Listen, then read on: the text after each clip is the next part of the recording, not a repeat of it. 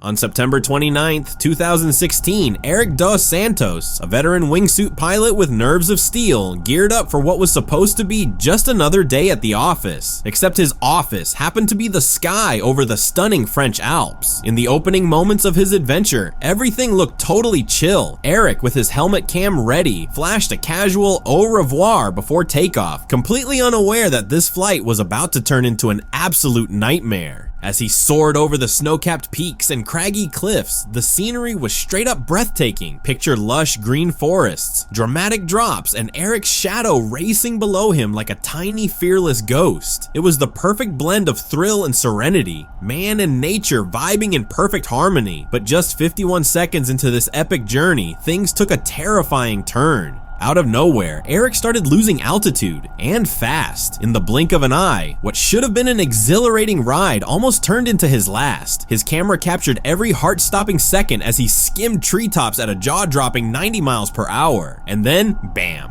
Disaster struck. He clipped a tree at full speed and the screen went black. Just like that, the flight was over. Miraculously, Eric survived, but not without some serious damage. His left side took the brunt of the impact, leaving him with fractures in his shoulder blade, collarbone, and 3 ribs. As if that wasn't enough, he also suffered a bruised neck, head injuries, a cut liver, and a collection of nasty gashes on his head. His recovery even required time in a hyperbaric chamber to treat his head trauma. Honestly, the fact that he lived through a high-speed wingsuit crash without deploying his parachute is nothing short of insane. In fact, Eric is only the second person ever to survive a crash like this. Now, if you're wondering what kind of daredevil sport this is, let's break it down. Wingsuit flying is the closest humans get to being actual birds, or more accurately, bats. The special suit has nylon membranes stretching between the arms, legs, and body, transforming the wearer into a human glider. By using tiny, precise shifts in their arms and legs, pilots can steer themselves through the air with grace and speed. This sport is especially beloved by base jumpers who skip the whole airplane thing and launch themselves off cliffs, tall platforms, or other ridiculously high spots.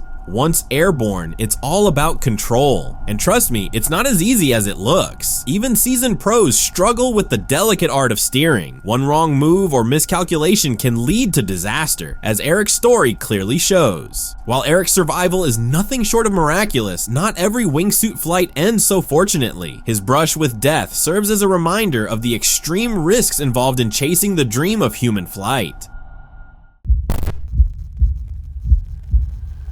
On December 11, 1994, the Thomas and Mack Center in Las Vegas, Nevada was electric. It was the final night of the National Finals Rodeo, NFR, and the world's best bull riders had gathered for one last showdown. Among them was Brent Thurman, a 25-year-old rising star whose name was already etched into the sport's history. Thurman wasn't just another cowboy chasing glory. He was a force to be reckoned with. A founding member of the Professional Bull Riders, PBR, he had carved out his legacy on the back of the fiercest bulls in the sport. But on this night, fate had a different plan. As Thurman prepared for his ride, something felt different. Normally calm and collected, he turned to fellow rider Aaron Samas, who had faced the same bull earlier in the competition. "What do you think of Red Wolf?" he asked, his voice carrying an uncharacteristic edge of uncertainty. The chute opened. Red Wolf erupted from the gate with bone-rattling force. Thurman gripped tight, his body moving instinctively with the beast's violent twists and kicks. 4 seconds in, the crowd roared. 5 seconds, he was still holding strong. But then, disaster struck. He was bucked off. Most riders know how to take a fall, but this wasn't just a fall. Somehow, Thurman's hand tangled in his bull rope, a deadly mistake. The bull dragged him beneath its raging hooves, and in an instant, 2,000 pounds of fury came crashing down onto the back of his head and neck. The arena fell silent as Thurman hit the dirt, his body unmoving. For a brief moment, he lifted his head, a flicker of life, a fight to stay conscious. But then, his body went still. The Justin Sports medicine team rushed in, their faces tight with urgency. EMTs loaded him onto a stretcher, racing to University Medical Center. But the damage was done. Severe cranial and facial fractures. Brent Thurman never woke up. 6 days later, on December 17, 1994, the rodeo world received the news it had feared. Brent Thurman was gone. The aftermath was one of shock, grief, and an eerie sense of disbelief. How could this happen? Red Wolf had never been known as a particularly aggressive bull. The death was ruled a freak accident, but for those who had seen it firsthand, it was a nightmare that would never fade. His funeral, held at the Travis County Exposition Center in Austin, Texas, was a solemn gathering of family, friends, and fellow riders who struggled to comprehend the loss of a man who had seemed invincible. But legends never truly die. In the years that followed, Thurman's name would become synonymous with courage, determination, and the unbreakable spirit of a cowboy. In 1996, the PBR introduced the Lane Frost Brent Thurman Award, given to the rider with the highest scoring ride at the World Finals, ensuring that his legacy lived on alongside another fallen legend. From 1999 to 2017, the Brent Thurman Memorial Bull Riding event raised money for charity, honoring his memory in the sport he loved. In 2002, he was posthumously inducted into the Texas Rodeo Cowboy Hall of Fame. In 2011, he joined the PBR Ring of Honor, solidifying his place among the greatest to ever take the ride. Las Vegas even paid tribute, naming a frontage road after him, Brent Thurman Way. Today, the Brent Thurman Foundation continues to serve special needs communities in Austin, Texas, carrying forward his spirit of generosity and strength. Though Red Wolf's career continued until his retirement in 2000 and his death in 2006, the memory of that fateful night in 1994 never faded. Brent Thurman's ride may have ended too soon, but his story, his impact, will forever be a part of rodeo history. July 27, 2023. K2, the Savage Mountain, was once again demanding blood. As the world watched, history was being made. Norwegian mountaineer Kristen Harila was on the brink of setting a record, pushing her limits to become the fastest person to conquer all 14 of the world's 8,000-meter peaks. But while she and others pursued glory, one man lay dying beneath their boots. His name was Mohammed Hassan, a Pakistani high-altitude porter. Unlike the elite climbers chasing records, Hassan was not there for fame. He wasn't a professional alpinist with sponsorship deals or state-of-the-art gear. He was a father, a husband, a man risking his life for a paycheck. Somewhere near the bottleneck, one of the most dangerous sections of K2, Hassan slipped. He tumbled off a precarious ledge, his body smashing against the unforgiving ice. When the snow settled, he was still alive, but barely. For hours, he clung to the edge of death, bleeding and broken. And as he lay there, the climbers kept moving. They stepped over him, they climbed past him. They continued their march to the summit, chasing records while a man fought for his last breath below. Footage later emerged. Shocking, damning. A group of climbers walking by his motionless body, their crampons crunching through the ice as they focused on their ascent. The images, captured by a drone, sparked outrage across the world. Two Austrian climbers, Philipp Flamig and Wilhelm Steindl, who had abandoned their own summit bid due to dangerous conditions, later reviewed the footage. What they saw sickened them. "We saw a guy alive, lying in the traverse in the bottleneck, and people were stepping over him. There was no rescue mission." Steindl broke down in tears. Had the hunger for glory really outweighed human life? In the face of mounting criticism, Kristen Harila defended herself. She insisted that she and her team had tried to help, but the terrain was treacherous, the altitude merciless. It was impossible, she claimed, to bring him down. "He was not part of our team," she explained. "I didn't see him fall, but once we realized he was hurt, he was never left alone." The world, however, was not convinced. Questions burned through the mountaineering community. Had Hassan been abandoned? Did his life matter less because he was just a porter? Had ambition turned deadly? In the end, Hassan's fate was sealed the moment he slipped. He died where he fell, his body swallowed by the ice, another sacrifice to the deadliest mountain on Earth. The climbers? They reached the summit. The records were set, but K2 had left the world with a bitter truth. How much is a human life worth when glory is within reach? Mark Sutton was the kind of guy who didn't just chase his dreams, he flew after them. Born into a family of serious prestige, his dad was Air Marshal Sir John Matthias Dobson Sutton, a Knight Commander of the Order of the Bath and a former Lieutenant Governor of the island of Jersey. With a pedigree like that, Mark was expected to follow the straight and narrow path of military honor. And for a while, he did. In 1991, he joined the Army and served with distinction for 4 years, ticking all the right boxes. But here's the thing, the predictable life of military service didn't quite cut it for Mark. After leaving the Army in 1995, he took a sharp turn into London's high-stakes financial sector. Sounds glamorous, right? Well, not so much for a guy with adventure in his blood. Suits and boardrooms couldn't compare to the thrill he was really craving. So while he balanced the demands of finance, he found his true passion elsewhere, in the clouds. Enter wingsuit flying, the ultimate extreme sport. Imagine diving off cliffs and gliding through the air at breakneck speeds, with nothing but a specially designed suit keeping you from free falling. For Mark, this wasn't just a hobby, it was pure exhilaration, and he wasn't just good at it, he was exceptional. In no time, his skills earned him international fame, and in 2012, he got his biggest spotlight moment, performing a skydiving stunt as James Bond during the London Olympics. Millions watched in awe as he soared through the sky, proving that sometimes life really is as cool as the movies. But Mark wasn't the type to rest on his laurels. The man was always chasing the next big adrenaline rush. In 2013, he joined the Eliat 74 event in Chamonix, France, a mecca for wingsuit flyers. The rugged peaks and deep valleys of the French Alps created the perfect playground for those daring enough to push the limits of human flight. Every jump was a chance to etch their names into the sport's history, and Mark was more than ready to leave his mark.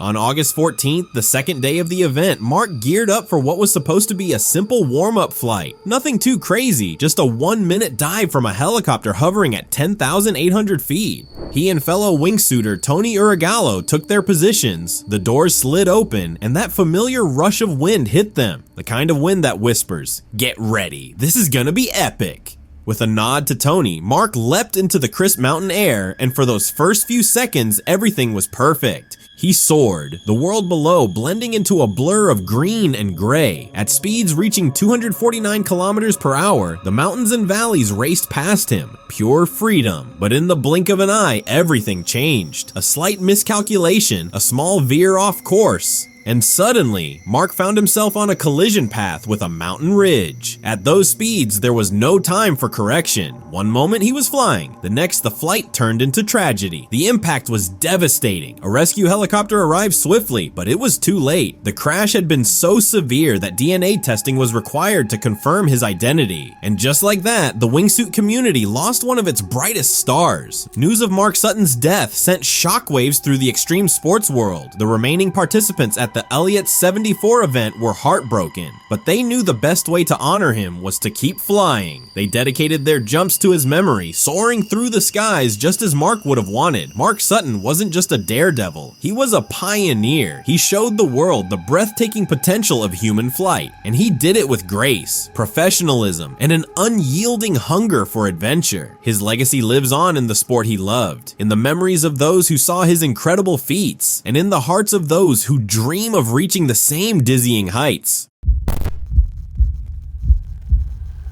It was July 30th, 1989, a day that would forever haunt the rodeo world. The Cheyenne Frontier Days finals were in full swing, and the crowd buzzed with excitement as one of the sport's brightest stars prepared for his next ride. Lane Frost, just 25 years old, was already a legend, a world champion bull rider with a magnetic personality, a fearless heart, and a future that seemed limitless.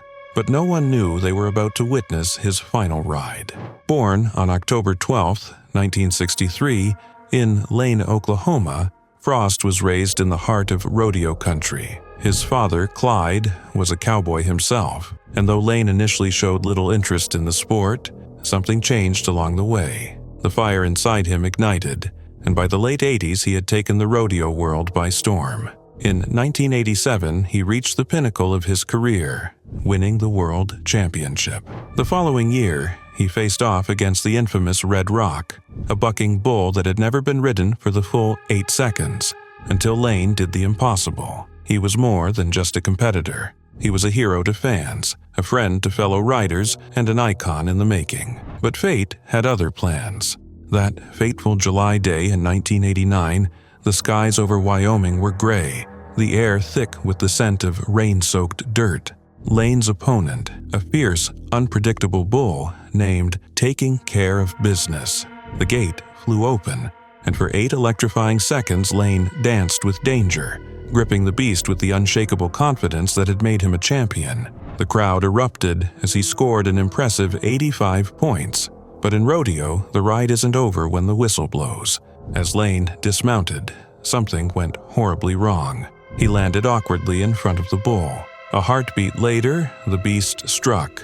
A powerful horn drove into Lane's ribs, and in an instant, the unbreakable cowboy was broken. He staggered to his feet, took a few uncertain steps, then collapsed face first into the Wyoming dirt. The arena fell silent. Dr. Skip Ross, the first responder, rushed to his side. The injuries were catastrophic. Broken ribs had punctured his heart. For 90 agonizing minutes, medical personnel fought to save him, but there was nothing they could do. Lane Frost, the fearless cowboy who had stared down death countless times, was gone. His death sent shockwaves through the rodeo world. His best friends, fellow riders Cody Lambert and Tuff Hademan were shattered. Cody, devastated by the loss, refused to let Lane's death be in vain. He designed the protective vest that is now a standard piece of equipment in bull riding, a life-saving innovation born from tragedy. But Lane's legacy didn't end there. His story inspired a generation. J.B. Mauney, one of the sport's most dominant bull riders, credits Lane as one of his biggest influences. His life was immortalized in the 1994 film 8 Seconds, with Luke Perry portraying him on the big screen, introducing his legend to an even wider audience. Even in death, Lane's presence remains.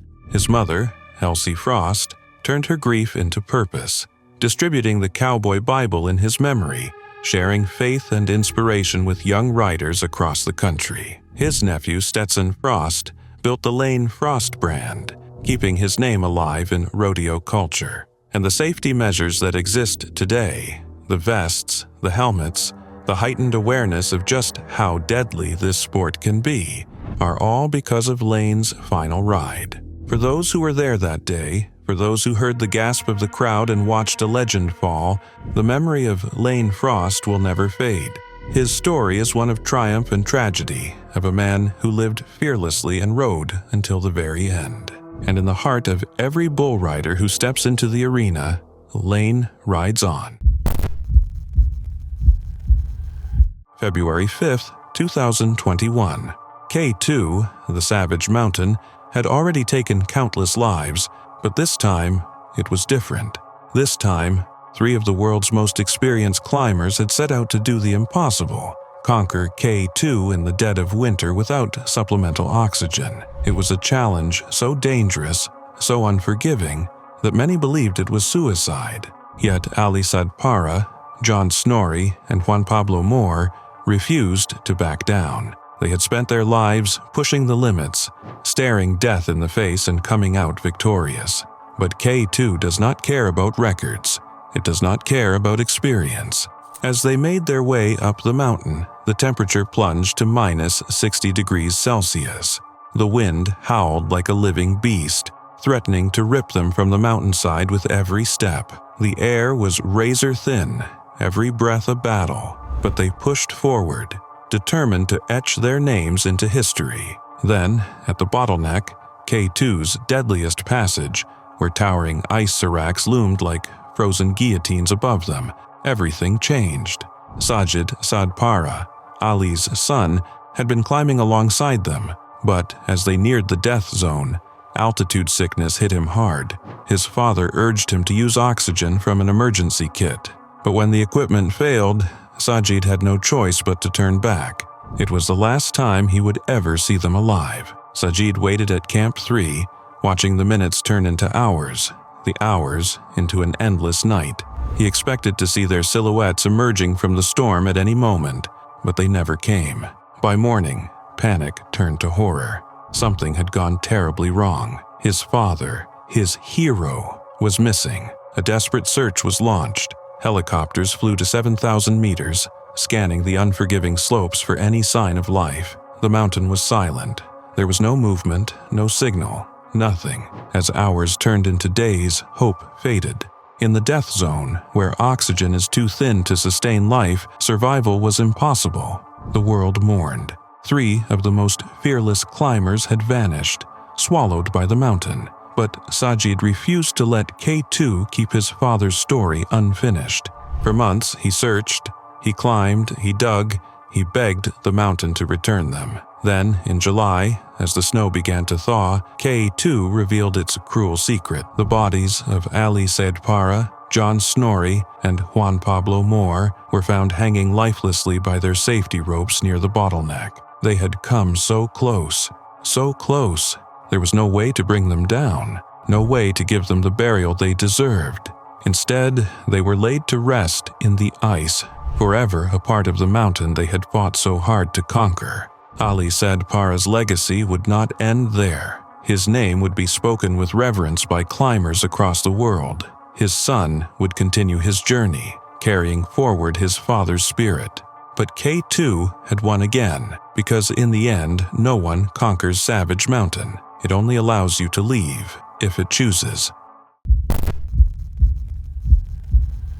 March 29th, 2014 began like any other adventure for Dan Vicari, Ludovic Worth, and Brian Drake, 3 of the world's most skilled and daring wingsuit flyers. These guys weren't just thrill seekers, they were masters of a sport that combines the heart-pounding rush of freefall with the beauty of controlled flight. It takes years of dedication, fearlessness, and skill to reach their level, and they'd earned their place among the best. That morning, they gathered in the Luchental Valley in Switzerland, a picture-perfect destination for extreme sports enthusiasts. With its towering ridges and steep descents, the valley was a natural magnet for wingsuit flyers chasing the ultimate adrenaline high. This was supposed to be another exhilarating day, a chance to sharpen their skills and revel in the stunning backdrop of the Swiss Alps. As their helicopter climbed higher into the clear blue sky, its rotor slicing through the crisp morning air, the 3 men looked out at the vast stretch of snow-capped peaks glistening in the sunlight. But these mountains weren't obstacles. They were a playground. For Vicari, Worth, and Drake, the sky was their home, and the mountains were where they pushed the limits of human flight. At the jump point, they carried out their final checks. Their wingsuits, sleek, custom designed, and perfectly tuned, were ready. They'd meticulously planned their flight path, aiming for a steep route over a ridge that would give them the speed and altitude needed for a flawless glide. It was a challenging route, but one they had flown before. They knew the risks, but they also knew the reward. That feeling of absolute freedom when everything went right. The moment arrived. The helicopter doors swung open, and one by one, they leapt into the void. The rush of air hit them instantly, but it was a familiar embrace. In seconds, their wingsuits transformed their freefall into a graceful, controlled glide. Below them, the valley stretched out like a living map, the rugged terrain and winding slopes unfolding in breathtaking detail. For a while, everything was perfect. They gained speed and altitude, moving with the ease and precision that only comes from years of practice. But then, something went wrong. Instead of staying on their planned route, they veered off course. The steep descent they'd aimed for was now behind them, and ahead lay flat terrain, a wingsuit flyer's worst-case scenario. Without updrafts or natural features to help them stay airborne, their margin for error shrank dangerously. In wingsuit flying, altitude is everything. Lose too much of it and recovery becomes nearly impossible. Realizing their mistake, the trio tried to adjust, turning left toward a more favorable slope that could provide the lift they desperately needed. But the correction came too late. The ridge loomed ahead, its jagged rocks and sheer cliffs a brutal reminder of the mountain's unforgiving nature. Vicari and Worth, unable to gain the altitude needed to clear the ridge, crashed into the ground with devastating force. The impact was fatal. In an instant, 2 of the sport's brightest stars were gone, their incredible lives cut short on the cold, unforgiving earth. Drake, flying close behind, managed to avoid an immediate collision, but was forced into an emergency landing. Though he survived the crash, his injuries were severe. Despite the best efforts of rescuers and medical teams, he passed away 4 days later. The tragedy sent shockwaves through the wingsuit flying community and beyond. These weren't just any athletes, they were legends, admired and respected worldwide. Their deaths served as a stark reminder of the sport's inherent dangers, where the ultimate thrill often comes at the ultimate cost. In the days that followed, an investigation was launched to determine the exact cause of the accident. While some details remained unclear, it became evident that a miscalculated flight path and the unexpected terrain played a significant role. The deviation from their planned route left them with too little altitude and even fewer options for recovery. The incident also sparked a broader conversation about safety in extreme sports. Wingsuit flying had always been risky, but the loss of such experienced flyers raised serious questions about how those risks could be better managed. As tributes poured in from friends, family, and fellow athletes, one thing became clear. Vicari, Worth, and Drake were more than daredevils. They were pioneers, fearless adventurers who pushed the boundaries of human flight. They lived for the sky, and though their journey ended too soon, their legacy continues to inspire those brave enough to chase the wind. On July 2nd, 2023, the Stoney Nakoda Rodeo in Alberta, Canada, was alive with excitement. Fans gathered under the summer sky, eager to witness the raw power and courage that defined bull riding's most fearless competitors. Among them was Seth Salteau, a 19-year-old sensation whose passion for the sport burned brighter than the arena lights. He had already made a name for himself, a three-time Indian National Finals Rodeo (INF) qualifier, a young warrior in the indigenous rodeo circuit, and a rising star with his sights set on the professional bull riders (PBR) tour. This was his moment. As he prepared to ride, the atmosphere was thick with anticipation. Seth had spent years training for nights like this. Inspired by his grandfather, Marcel Salteau, a legendary bull rider in his own right, Seth had embraced the sport with fearless determination since the age of 14. He knew the risks. He welcomed the challenge. Then the chute burst open. The bull erupted into the arena, kicking, twisting, thrashing with violent force. Seth held on with every ounce of strength and skill he had honed over the years. The crowd roared, their cheers blending with the deep, thunderous breaths of the beast beneath him. But in a split second, the ride took a devastating turn. He was thrown. The impact was brutal. The arena, once alive with energy, fell eerily silent as Seth lay motionless in the dirt. Medical teams rushed in. Fans held their breath. Despite his protective headgear, despite the safety measures in place, the injuries were catastrophic. The fight was over before it even began. Seth Salteau had taken his last ride. Word spread like wildfire. The rodeo world was shattered. How could a life so full of promise be cut short in an instant? How could a cowboy who had already conquered so much be gone before reaching his prime? He had dreams of standing on the grandest stages, proving that indigenous riders belonged among the best in the world. He had an undeniable presence, a charm that could light up any room, and a heart that beat only for the sport he loved. Now, his name would be spoken not in celebration, but in grief. In the days that followed, tributes poured in from across North America. Competitors, fans, and family members mourned the loss of a young man whose journey was only just beginning. But in every whispered memory, in every retelling of his greatest rides, Seth Salteau's legacy refused to fade. He may have left this world too soon, but his story will live on, etched into the soul of the sport he loved, forever remembered as the fearless cowboy who dared to chase the impossible. August 1st, 2008.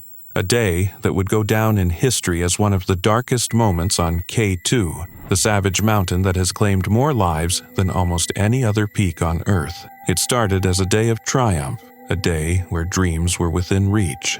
It ended in horror. The ascent had been brutal, as it always is on K2. The air was thin, every breath a struggle. The death zone, above 8,000 meters, was a place where the human body is slowly shutting down, where survival is measured in mere hours. Yet, against all odds, several international teams were making their final push, inching toward the summit, determined to claim victory over the deadliest mountain in the world. They had made it through the bottleneck, a section so steep and narrow that one wrong step means certain death. But no one knew that high above them, an unseen killer lurked, one that would unleash devastation within moments.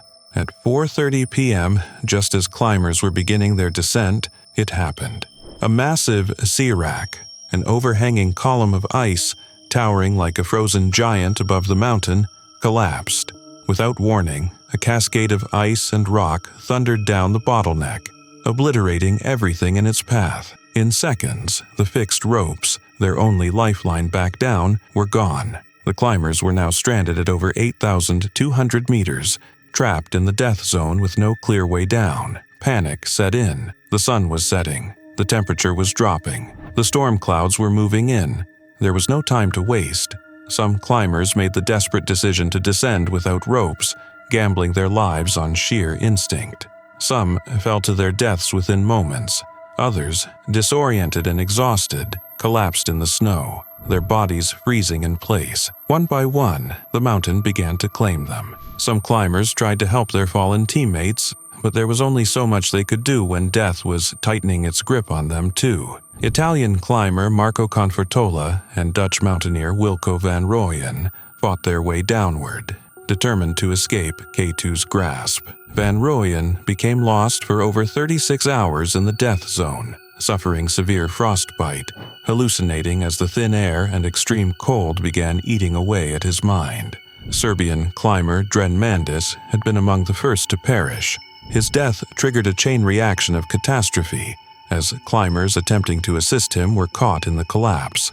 Pakistani high-altitude porter Jahan Beg was one of them. He fell to his death, screaming as he disappeared into the abyss. Norwegian climber Rolf Bay, caught in an ice collapse, stood no chance against the mountain's fury. His body was never found. Others held on as long as they could, hoping against hope that rescue would come. But there was no rescue, not this high, not in this storm. For 48 hours, the mountain showed no mercy. A total of 11 climbers from France, Ireland, Norway, Pakistan, South Korea, and Serbia lost their lives. When the storm finally cleared, K2 was silent. The mountain, as always, had taken what it wanted. For the survivors, the descent was a nightmare. They staggered down in a daze, frostbitten, broken, haunted. Some of them barely made it back alive, carried down by sheer willpower. They had conquered the mountain, but at what cost? K2 does not care how strong you are, how experienced, how determined. It does not care how much you dream. It only takes. Dwayne Weston was the ultimate double act, a guy with one foot in logic and the other in pure adrenaline. By day, he was a buttoned-up computer analyst, mastering the precise, predictable world of software development. But by passion, he was a fearless daredevil who laughed in the face of gravity. Born in Sydney, Australia, Weston balanced discipline and danger like a pro, tackling the binary world with the same precision he brought to soaring through the air like a gymnast. But his true love, base jumping, the wild child sport that only the boldest dared to take on. For those not in the know, base stands for building, antenna, span, and earth. Basically jumping off really high things and hoping your parachute opens in time. In the early 2000s, this sport was the ultimate rebellion against gravity, and Weston was its rock star. He didn't just jump, he flew. He flipped, twisted, and introduced acrobatic moves that took the sport to a whole new level. In 2002, he nailed his legacy by winning the world title with an epic leap from Malaysia's Petronas Twin Towers. Every jump was a calculated dance with death, a perfect balance of courage and control. But even Weston knew that balance was razor thin. That thin line between life and death finally caught up with him on October 5th, 2003, in what would become his final and most infamous act. The scene was set at the inaugural Go Fast Games at the Royal Gorge Bridge in Colorado. This wasn't just any bridge. It hung a terrifying 1,053 feet above the Arkansas River, making it a prime spot for daredevils. And Weston, he was ready to push the limits like never before. This time he wore a wingsuit, a high-flying outfit that basically turns you into a human flying squirrel, letting you glide through the air with incredible speed and control. The plan was ambitious. Weston would soar over the bridge while his buddy Jeb Corliss flew underneath it. Right before the jump, Weston turned to Corliss and said words that would haunt the community forever. Just remember, whatever happens, happens. And then they leaped. At first, everything went as planned. Weston's wingsuit caught the wind and he soared like a superhero. But then, disaster. He miscalculated the wind speed and his distance from the bridge. Hurtling at around 120 miles per hour, Weston slammed into a railing. The impact was brutal, severing one of his legs. Though his parachute deployed, it was far too late. He crashed onto a rock face 300 feet from the bottom of the gorge, where he tragically bled to death. Spectators, excited for a thrill, were instead faced with horror. Some had their cameras rolling, capturing the sickening sound of the impact and the gasps of the crowd. The footage later served as a grim reminder of the sport's dangers. Damage to the bridge took weeks to fix, but the emotional scars lasted much longer. Weston's death sent shockwaves through the base jumping community, yet for those who knew him, his life and death symbolized the delicate balance between passion and peril. He lived on the edge, and though the fall was tragic, his fearless spirit remains unforgettable. On January 15, 2019, the Denver Coliseum was electric. Fans packed the arena, their voices rising in anticipation as Mason Lowe, one of the top-ranked bull riders in the world, prepared for his next challenge. At just 25 years old, he was no stranger to danger. He had spent years conquering some of the toughest bulls in the sport, but that night, he was about to face a beast that would change everything: hard times. The chute burst open, and the 1,500-pound bull exploded into the arena, twisting and bucking with relentless fury. Mason held on with the skill and determination that had earned him a spot among the world's best. But in a brutal, heart-stopping moment, he was thrown violently to the dirt. Before he could react, hard times came crashing down, its full weight crushing his chest. The crowd gasped as Mason staggered to his feet, clutching his chest in agony. Then he collapsed. Silence fell over the arena. Medical staff rushed to his side, desperately working to stabilize him as he was rushed to Denver Health Medical Center. But the damage was too severe. Despite wearing a protective vest, the sheer force of the impact had shattered his ribs and caused catastrophic damage to his heart and aorta. That night, Mason Lowe, one of the brightest stars in professional bull riding, was gone. His death sent shockwaves through the PBR community. The following night, riders took to the arena with memorial patches sewn onto their vests, a solemn tribute to their fallen brother. Sean Gleason, PBR's CEO, spoke for everyone when he said, "The loss of Mason is devastating to us all. Our thoughts, prayers, and deepest condolences are with his family and wife, Abby." Despite the tragedy, Hard Times was kept in competition, with officials stating that the bull had no intention of causing harm. But for those who witnessed Mason's final ride, the moment was forever etched into their memories. Mason's legacy lived on. His funeral service, held on January 23, 2019, in his hometown of Boonville, Missouri, was attended by hundreds of mourners. That season, PBR renamed their annual event in St. Louis, Missouri, the Mason Lowe Memorial, ensuring his name would never be forgotten. Mason Lowe rode with passion, fearlessness, and heart, and though his life ended far too soon, his story remains a reminder of the unforgiving nature of the sport he loved and the unbreakable spirit of a cowboy who gave everything for it. Allison Hargreaves was no ordinary climber. She had defied the impossible, standing alone on the summit of Mount Everest, without bottled oxygen, without Sherpa support, proving to the world that she could conquer the highest peaks on her own terms. She was fearless, determined, and unshaken by the dangers that had claimed so many before her. But in August 1995, on the merciless slopes of K2, she would face a final challenge, one she would not survive. The mountain had already earned its reputation as the deadliest in the world. Its steep, unforgiving ridges had swallowed even the strongest climbers, and yet Hargreaves was undeterred. She had joined an American team in June 1995, determined to take on the 8,611-meter giant. For weeks, they fought their way up the brutal slopes, battered by wind and exhaustion, inching closer to the top. By August 13th, she and the remnants of the American team had reached Camp 4 at an altitude where the human body is slowly dying, where every breath is a struggle.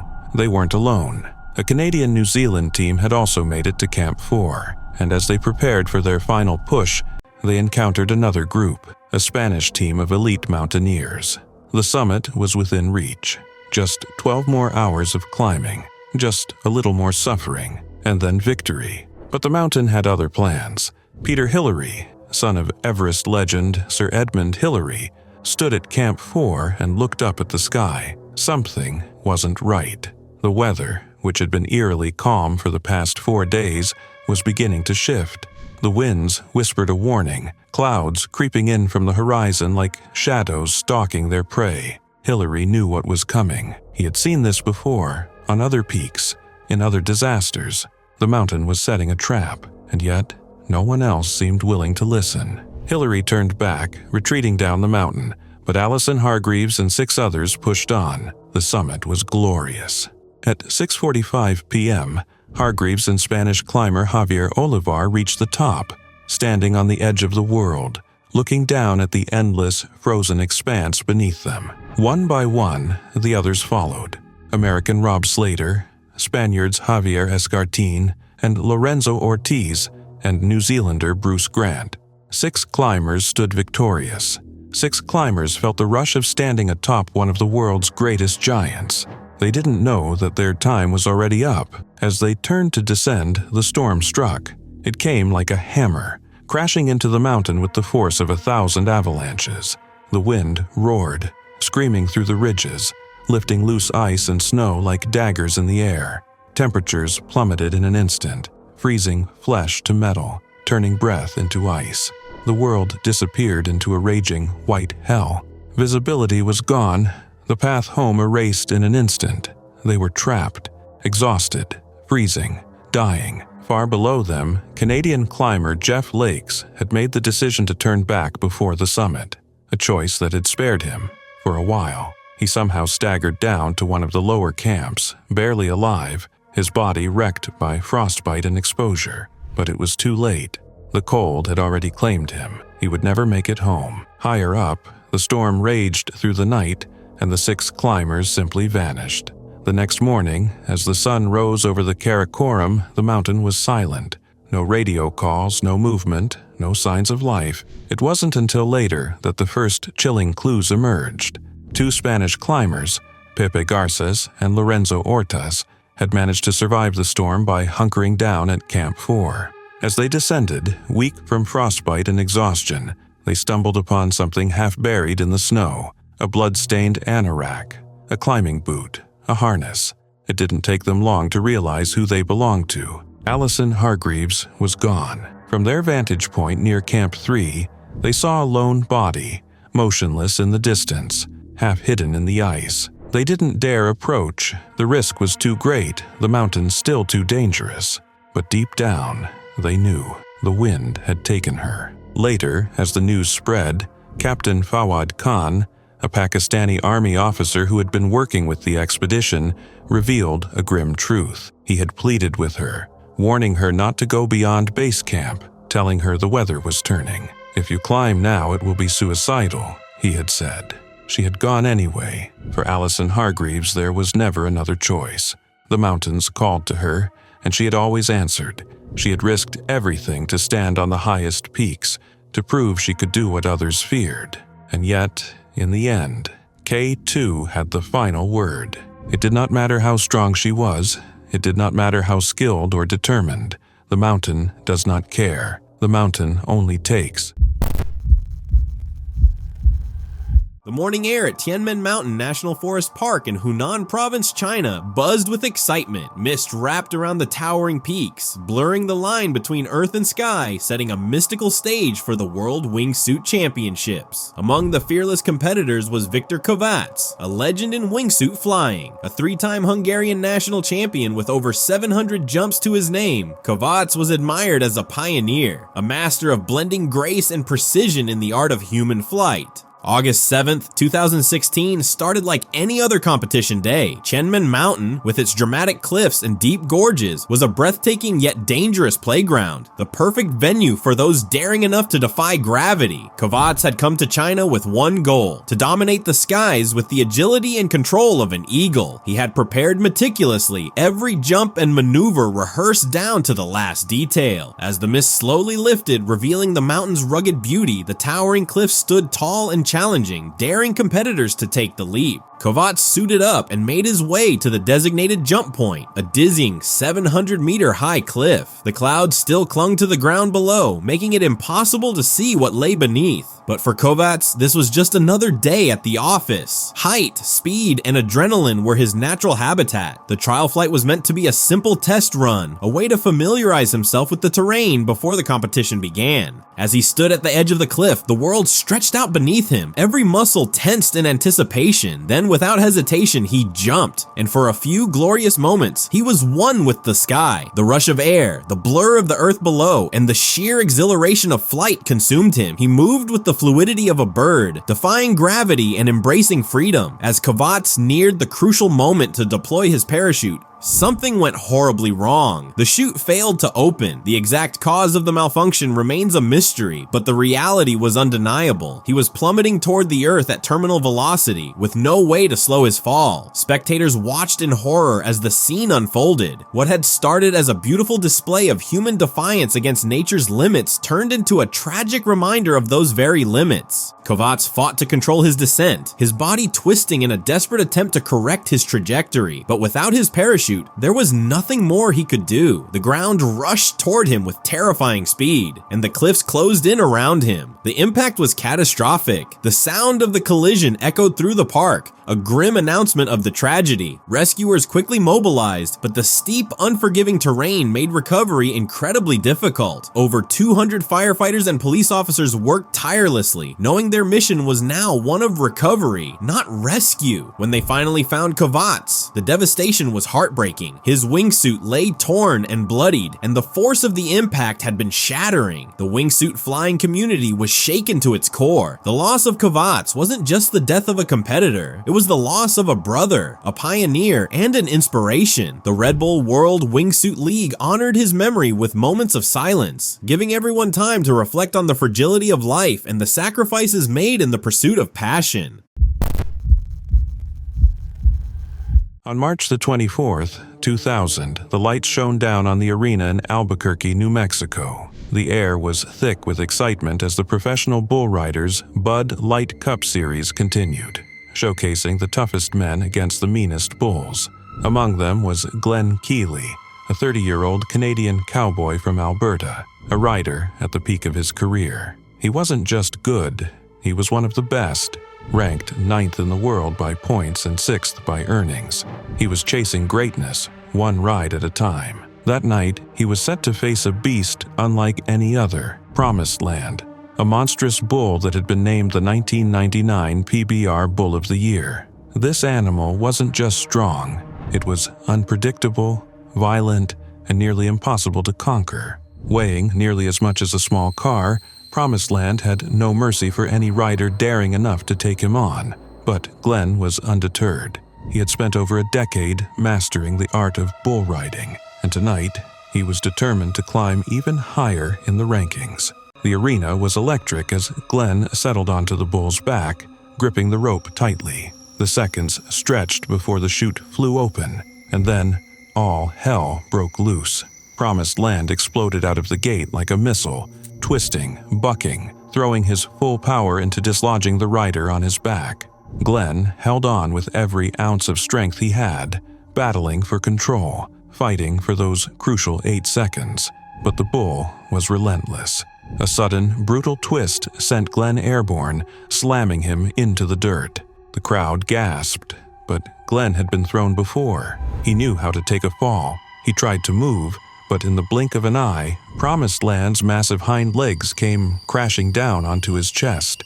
A sickening silence fell over the crowd. For a moment, Glenn lay still in the dirt, the brutal impact having crushed his body. Then, miraculously, he stirred. Against all odds, he managed to stand. walking off the arena with help from the medical team. He even joked with the staff, brushing off concerns. To the stunned audience, it seemed like another close call. He was tough, he was going to be okay. But behind the scenes, something was terribly wrong. By the time Glenn reached the University of New Mexico hospital, the severity of his injuries became horrifyingly clear. He had suffered massive internal damage, including a lacerated liver. His condition deteriorated rapidly. Doctors fought desperately to save him, but the bleeding was unstoppable. Before 10 p.m. that night, Glenn Keelley took his final breath. The news sent shockwaves through the bull riding world. A man at the top of his game, a cowboy who had risked it all, was suddenly gone. It was the first high-profile bull riding death in North America in 6 years. The risk had always been there, lurking behind every gate, in every unpredictable movement of a 2,000-pound beast. But Glenn's passing was a painful reminder of how quickly a dream can turn into a nightmare. His family knew these dangers all too well. Years earlier, Glenn's brother Jason had been gored by a bull and left in a coma for 2 weeks. But Glenn never wavered. Bull riding was in his blood. He had made a promise to himself, to his family, that he would compete for just 1 more year. That year was 2000, and that fateful night in Albuquerque was his last ride. The rodeo didn't stop the next day, but it wasn't the same. Cowboys wore memorial stickers on their vests, and a press conference was held, addressing the tragedy that had rocked the sport. Dr. Tandy Freeman, who treated Glenn, revealed the devastating truth. His vitals were stable until surgeons saw the extent of the damage. By then, it was too late. He bled to death before they could save him. Months later, at the 2000 PBR World Finals, Glenn's legacy was honored with a heartfelt tribute. He had been on track for one of his best seasons ever, earning nearly $34,000 that year. His name would never be forgotten. Today, Glenn's memory lives on. The Glenn Keelley Memorial Bull Riding event and a scholarship fund were created in his honor. Every year, at the PBR World Finals, a Canadian cowboy is awarded the Glenn Keelley Award, ensuring that his legacy of courage and determination continues. K2 has never been kind to those who dare to challenge it. It's an unforgiving monster, swallowing even the most experienced climbers whole. But the summer of 1986 was something else entirely. A season so cursed, so cruel, that it became one of the deadliest in mountaineering history. 13 climbers from multiple expeditions perished on its icy slopes, victims of raging storms, avalanches, and sheer exhaustion. Among them were renowned mountaineers like Alan Rouse, Tadeusz Piotrowski, and Julie Tullis, each of whom met their end in ways that still haunt the climbing world. But what unfolded between August 6th and August 10th is the stuff of nightmares, a fight for survival, where the mountain showed no mercy. British climber Alan Rouse had already defied the odds by attempting K2's treacherous northwest ridge, a route so dangerous that even seasoned climbers backed away. After multiple failed attempts, his team decided to turn back. But Rouse, he wasn't ready to quit. Determined to stand on the summit, he joined forces with an international team: Austrians Alfred Imitzer, Willi Bauer, Hannes Weiser, Kurt Diemberger, Polish climber Dobroslawa Miodowicz-Wolf, and British mountaineer Julie Tullis. They took the more conventional Abruzzi route, knowing full well that the window for success was closing fast. But reaching the summit was only half the battle. The real danger awaited them on the way down. On August 4th, the team made their final push. It was late, far too late. When Diemberger and Tullis reached the top, night was falling, temperatures were plummeting, and the winds were howling. Their descent turned into a desperate fight against exhaustion, but then disaster struck. Tullis fell. She managed to recover, but it was clear they weren't going to make it back quickly. The others, already drained and starving, struggled to return to Camp 4. Along the way, they found Miodowicz-Wolf collapsed in the snow, barely conscious. They forced her to her feet, urging her to descend, but there was no stopping Diemberger and Tullis. They pushed ahead, determined to summit. It would cost them dearly. By the time everyone made it back to Camp 4, a storm was roaring in. They had no food, no fuel to melt snow, and no hope of a quick escape. Then, one by one, the mountain began to claim them. On the night of August 6th, Tullis succumbed to high-altitude pulmonary edema, her lungs filling with fluid, slowly suffocating her in the thin, freezing air. She became the first fatality of what would soon become a full-scale disaster. For the remaining climbers, the storm was a death sentence. By August 10th, a small break in the weather gave them their only chance to escape, but it was too late for Alan Rouse. The once strong British climber, who had fought so hard to reach the summit, was now slipping in and out of consciousness, moaning in agony. His teammates had no choice but to leave him behind in the tent, knowing he would never wake up. Imitzer and Weiser never made it far. Both collapsed in the snow and never got up again. Miodowicz Wolf, weakened and disoriented, lost her grip on a fixed rope and fell to her death, vanishing into the abyss below. That left only Bauer and Diemberger, their bodies wrecked by frostbite, barely clinging to life as they stumbled down the mountain. They were the only survivors. When the storm finally cleared, K2 was littered with bodies, a grim reminder of what happens when you gamble with the world's deadliest mountain. The 1986 K2 disaster remains one of the most harrowing tragedies in climbing history, a chilling tale of ambition, survival, and the merciless power of nature. Because on K2, the mountain always has the final say.